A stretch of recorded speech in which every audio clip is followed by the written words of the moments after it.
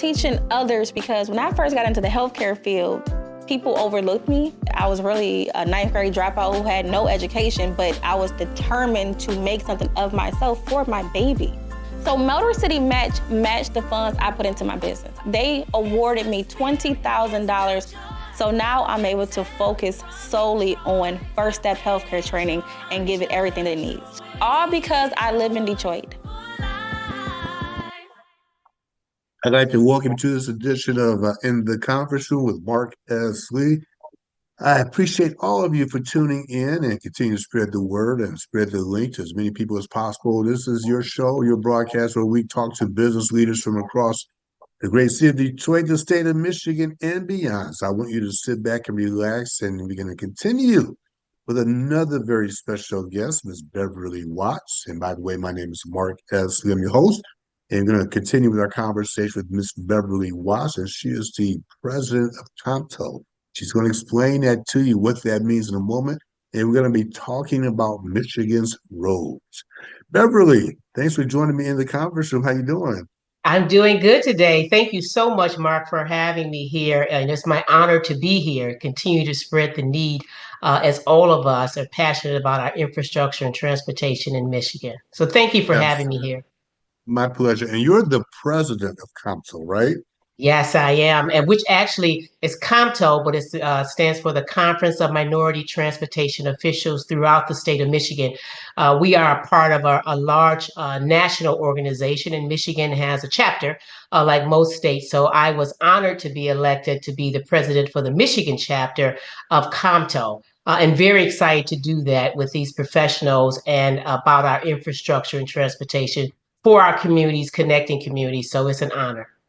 That was going to be my question. What exactly is the mission of COMSO? What are you trying to achieve with the organization? He says a statewide organization, is that right? Yes, it's a national actually National. organization, and our national headquarters is in Washington, D.C. And we love our national president, Miss April Rye. She is Mhm. all over the place and she's everything, a great leader. Each state will have their own president for the chapter, and we follow an alignment with the national organization. What our goal and our mission is just that minorities of transportation officials. What we want to do is make sure that we are including and creating opportunities and employment for others, opportunities and participation. Because it's so important as not only the state of Michigan, but across this United States, as the federal dollars come in, as you have the policymakers and the planners and the designers designing infrastructure, no one is left out. We want to make sure that minority transportation officials, which we have a lot, engineers, engineers and everything. So we want to make sure that we include it and its inclusiveness and we're at the table, because when you're talking about connecting communities, you cannot do that with just one segment of the population. You want to get all the views, and that way you can make sure you're more efficient and you make sure you're having equity. So as we talk about a lot of times in Michigan and infrastructure, we think about the roads, we think about the conditions of the roads, obviously. And we know that as we've been driving around for the last several years, we're seeing construction bureaus Yes, everywhere, particularly in the last 3 or 4 years, because I think the American Rescue Act or something along those lines, we see those yes. federal dollars flowing into Detroit as well as across the strait. So talk to me about your role, the organization's role in terms of the roads themselves. Do you have something to do as it relates to fixing the roads or Yes. allocating resources? Can you talk us through that, Beverly? Absolutely. Most of our members, as a part of our chapter here in Michigan, are your large engineering firms and your small engineering firms, because we also want to support small businesses. That's what we want to do. So when you're talking about most of our members, they're companies, they're connected with MDOT, which, the Michigan Department of Transportation, that's where the federal funding will come in to MDOT for each state and then is allocated out to the 83 counties and communities in the state of Michigan. And of course, when you're talking about the partners with these RFPs, who you're going to help and partner with to help build and fix your infrastructure, whether it's your bridges, and also about the future. We spend a lot of time talking about roads and bridges, but actually it's much more bigger than that.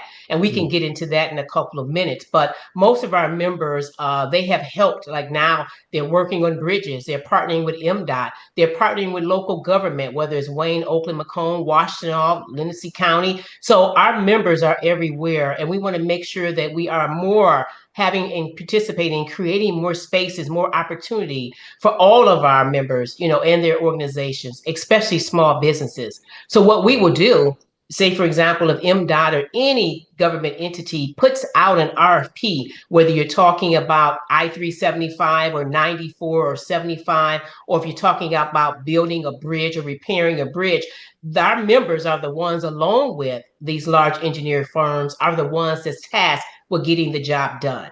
Mm, mm. Yes. Yeah, that clarifies a great deal. So as I'm driving on the expressways, and whether it's in the city or suburban areas across the state, so if I hear you correctly, there are many people, many firms, construction firms, engineers who are involved. And certainly, let's just say, for example, I-94 is going to be going through a major rebuild fairly quickly on Yes. the east side of Detroit. For example, I know it's under exploration and discussion. So if I'm hearing correctly, there will be an opportunity for many firms, whether small businesses, Yes. contractors, people of color, businesses of color, if you will, to Yes. really have their hands in the pot to somehow help to rebuild, for example, I-94. Absolutely, because you definitely need consultants, and our membership is made up of engineering consulting firms. You need that partnership. Where government is definitely sometimes are limited with the funding, and you want to have that partnership because you need the consultants to help you with the design or the construction or permitting and getting a job done, or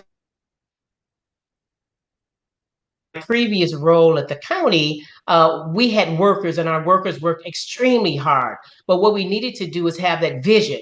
And we needed a partner to come in and help us with that vision, to tell us what is the condition of our assets. How much money would it take if we want to get all of the roads and bridges in a 90%, or better condition? You need that partnership. And that's what ComTo wants to be. We want to be that one-stop shop for whatever you're trying to do with transportation and infrastructure. Just call upon ComTo because our membership is large and is growing. And we want to assist you with time and effort. But more importantly, we want to make sure that individuals are inclusive and you have several lenses looking at you as you're designing those roads, more than just a traditional one lens. And if I may, Mark, I can give you an example. Sure. My perspective is, and especially my members and as president, I will never just say, I don't like pitting one against each other.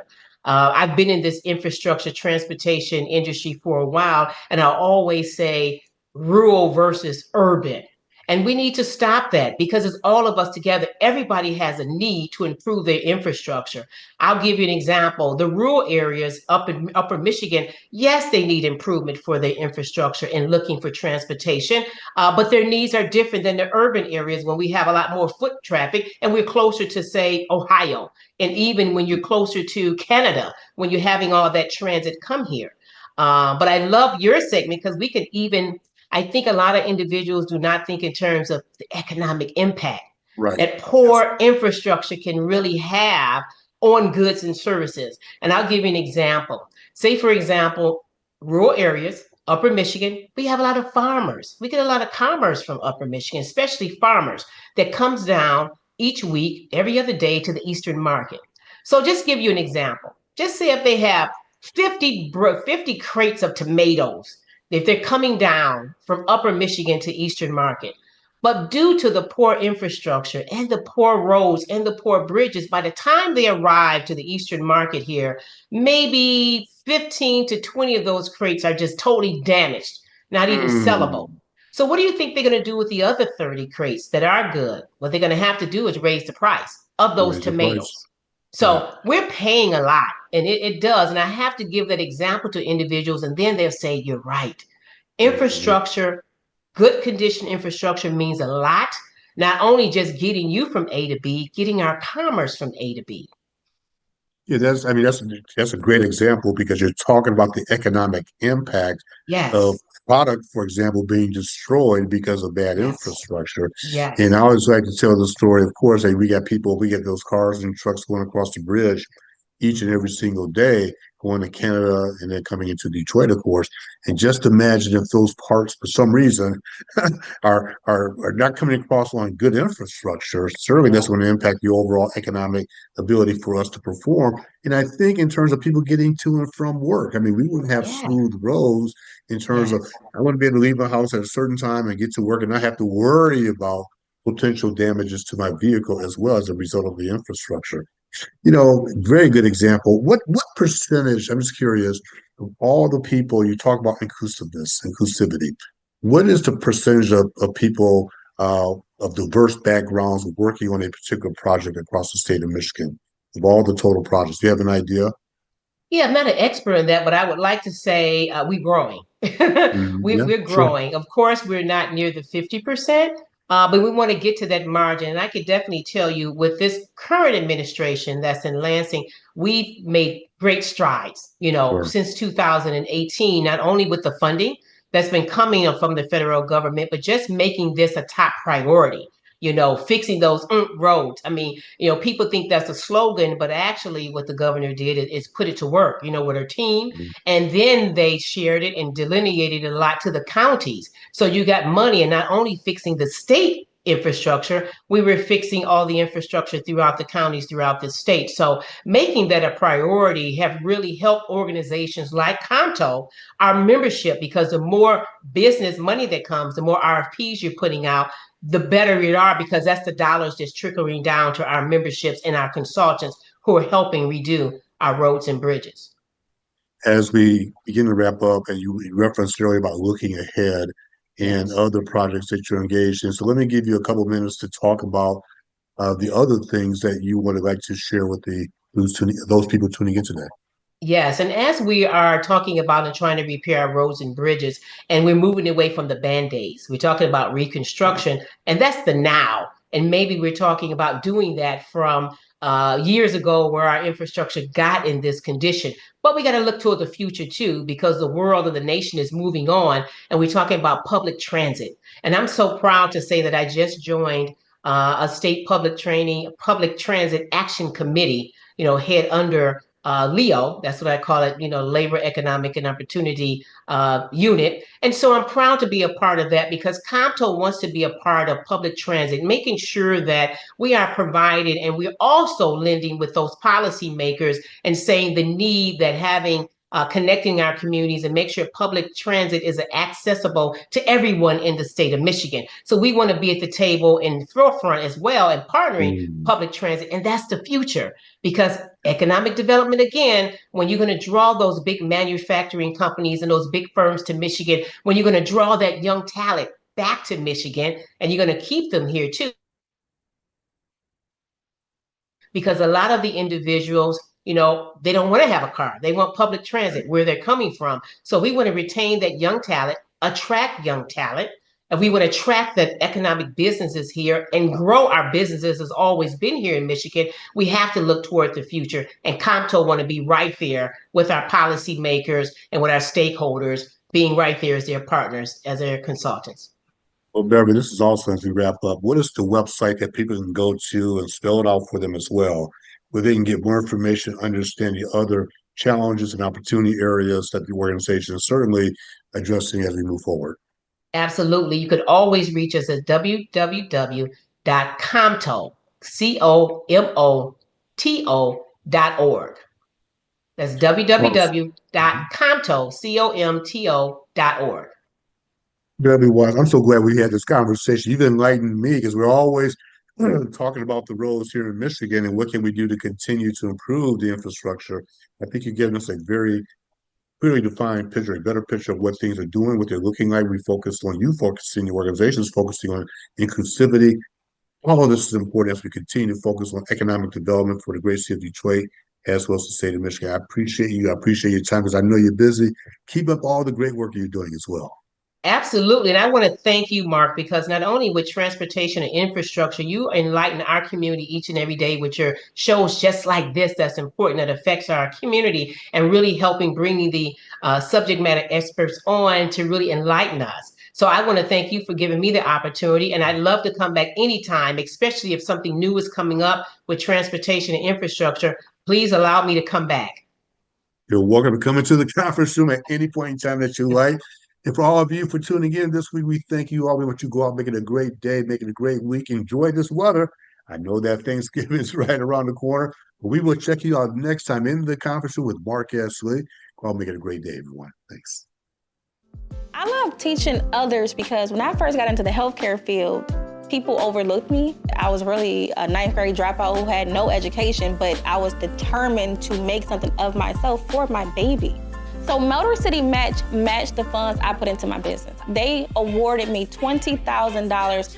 So now I'm able to focus solely on first step healthcare training and give it everything it needs. All because I live in Detroit.